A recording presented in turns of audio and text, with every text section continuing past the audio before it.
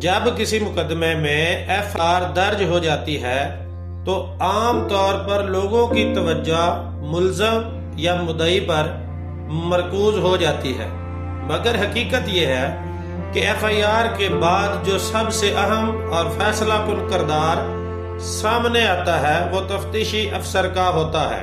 یہ وہ کردار ہے جو پورے مقدمے کی سمت متعین کرتا ہے، جس کے کام، سوچ اور طریقہ تفتیش پر یہ طے ہوتا ہے کہ مقدمہ مضبوط بنیاد پر آگے بڑھے گا یا کمزور ہو کر بکھر جائے گا۔ تفتیشی افسر کوئی عام پولیس اہلکار نہیں ہوتا۔ ہر وہ شخص جو وردی پہنے یا تھانے میں موجود ہو تفتیشی افسر نہیں بن سکتا۔ تفتیشی افسر وہ ہوتا ہے جسے ریاست FIR درج ہونے کے بعد اس بات کی ذمہ داری سونپتی ہے کہ وہ اس واقعے کی حقیقت تک پہنچے جس کا ذکر FIR میں کیا گیا ہے۔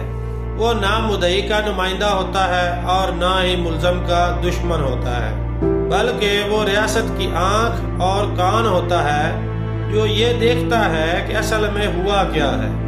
FIR تفتیشی افسر کے لیے صرف ایک تحریری بیان نہیں ہوتی، بلکہ یہ تفتیش کی بنیاد، آغاز اور سمت ہوتی ہے۔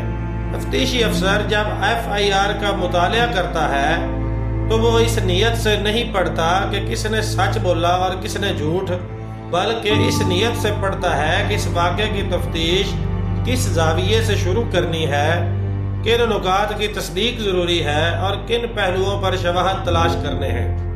FIR میں لکھی گئی ہر بات تفتیشی افسر کے لیے ایک سوال ہوتی ہے جس کا جواب اسے شواہد کی روشنی میں تلاش کرنا ہوتا ہے۔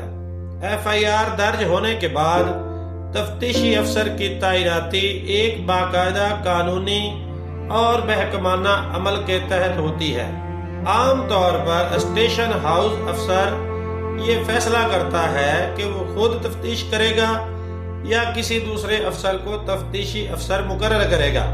بعض مقدمات میں تفتیشی افسر کی تعیناتی اعلیٰ افسران کی نگرانی میں کی جاتی ہے، خاص طور پر جب معاملہ سنگین نوعیت کا ہو۔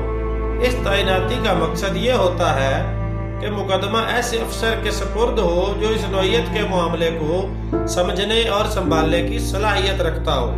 تفتیشی افسر کے اختیارات وسیع ضرور ہوتے ہیں مگر وہ بے لگام نہیں ہوتے۔ تفتیشی افسر جائے وقوع پر جا سکتا ہے، وہاں کا معائنہ کر سکتا ہے، شواہد اکٹھے کر سکتا ہے اور اس بات کو یقینی بناتا ہے کہ کوئی ثبوت ضائع نہ ہو۔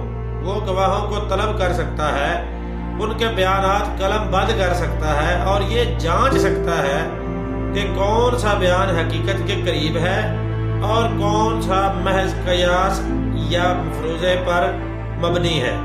تفتیشی افسر ملزم کو طلب کرنے، قانون کے مطابق گرفتار کرنے اور جسمانی یا جوڈیشل ریمانڈ کے لیے عدالت سے رجوع کرنے کا اختیار بھی رکھتا ہے اور قانونی طور پر پابند بھی ہے، مگر یہ سب اختیارات قانون کی حدود میں رہ کر استعمال کیے جاتے ہیں۔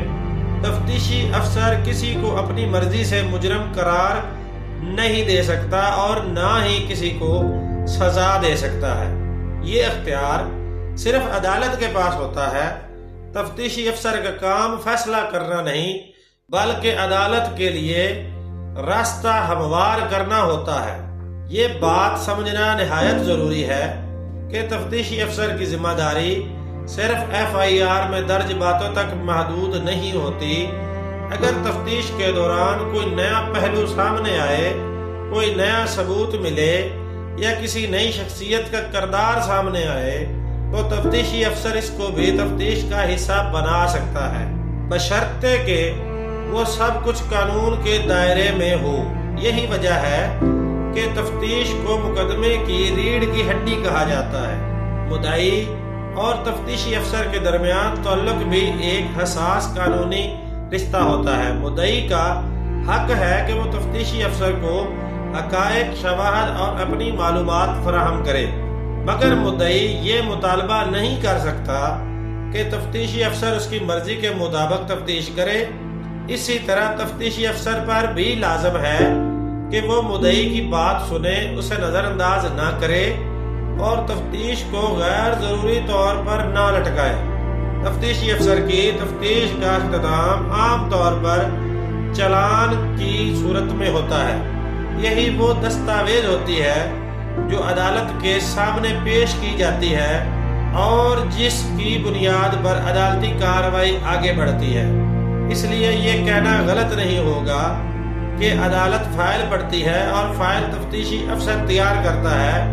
اگر تفتیش مضبوط ہو، غیر جانبدار اور قانون کے مطابق ہو تو انصاف کا راستہ آسان ہو جاتا ہے، اور اگر تفتیش کمزور ہو تو مضبوط مقدمہ بھی کمزور پڑ سکتا ہے۔